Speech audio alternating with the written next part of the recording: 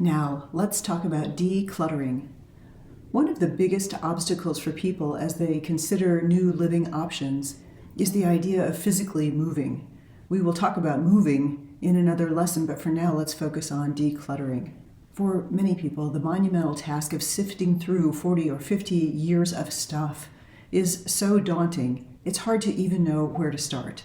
It's easy to see the allure of Marie Kondo and why her advice and work are so popular, because when you live without clutter, you de-stress. I think we all benefit from hearing other people's tips and ideas when it comes to simplifying our lives. There are tons of articles, books, websites, and YouTube videos on how to declutter, downsize, and minimize, which is great, because sometimes it's hard to get started, and sometimes it's hard to keep going. And hearing other people's stories and tips really help. I think everyone these days is pretty familiar with the basics of decluttering, which goes something like this. Get 4 boxes and label them: trash, give away, keep, or relocate. Go into a room and evaluate each item and make a decision. This process might take months, but it is a simple decision-making framework that helps you simplify your life. That's basically the method I used to declutter 40 years worth of stuff. I learned a few other things on the way, and I love sharing decluttering hacks and hearing yours. Here are some of my favorites. First is give yourself permission to let go. If you come from a very sentimental family where hanging on to things has been rewarded and encouraged, you might feel badly about yourself if you throw away your kids' art projects from kindergarten or throw away your grandparents' photos. Giving yourself permission to let go can create more space, more time, and more freedom. Because when you give yourself permission, you are also saying, I deserve to live in a clean, open, uncluttered environment, which is like saying, I deserve to be happy and calm and have a serene environment. I deserve a home where I can be relaxed, surrounded by things I love. This whole process makes more space in your life to spend time with people you love and doing the things you love to do. It's so freeing to let go of those things from the past that can weigh you down. Sometimes all it takes is just hearing that you have permission. Here's a tip I love. Start with big volume items. If you don't know where to start, beginning with big items can feel like a quick win. Get rid of the old beanbag chairs in your kids' room. Get rid of the 10-year-old faux Christmas tree in the attic. Coffee table books you've rarely opened. The clunky old bikes in the garage. Baskets of yarn you've never used. Framed paintings you haven't hung in years.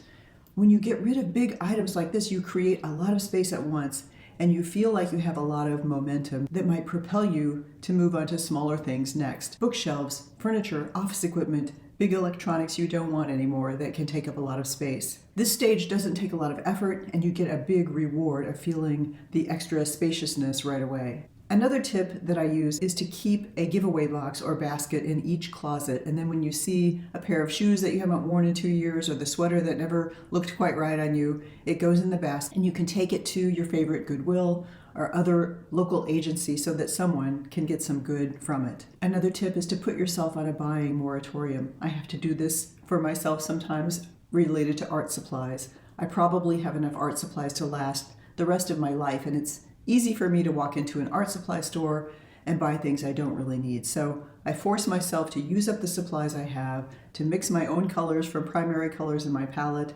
instead of having every shade of color. And this helps me examine my own clutter habits. Another tip that I really like is to draw or take photos of the things that you treasured from the past that you are giving away. Because I create a lot of art, I end up giving paintings to friends and donating to charity events.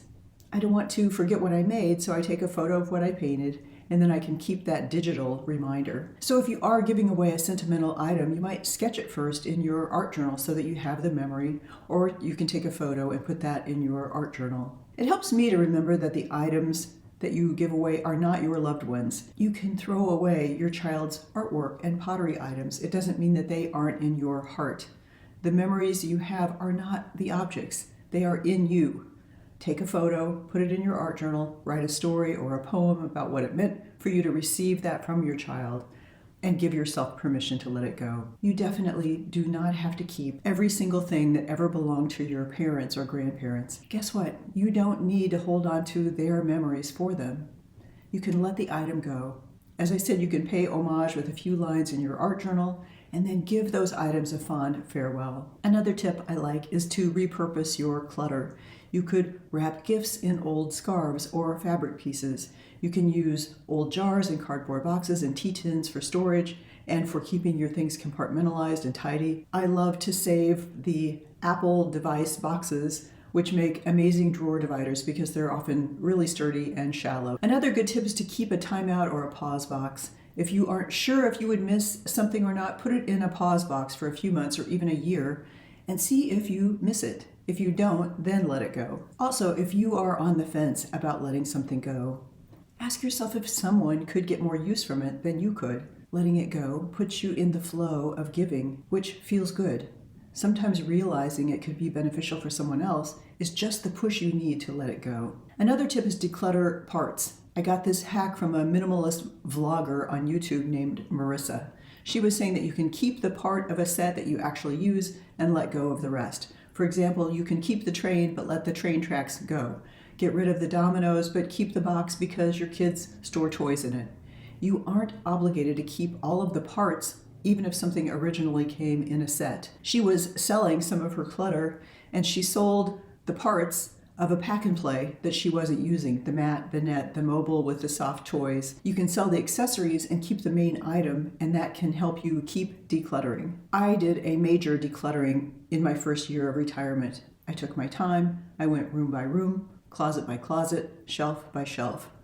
We had a drive-through Goodwill in our neighborhood, and there were some months when I took a car full of things there several days a week. I also gave away tons of books to the local library, along with CDs and DVDs. I gave away cherished paintings to friends. I had things repaired that I still loved, and each step of the process felt more freeing. Each trip to Goodwill felt like it helped me breathe a little more easily. I had more than 10,000 old family photos that I couldn't bring myself to throw away. So I sorted them. I had the ones with people in them digitized, and then I digitally labeled them, organized them roughly by year, and then I threw away the hard copies. Getting to the end of that project felt great. Please share your favorite decluttering tips.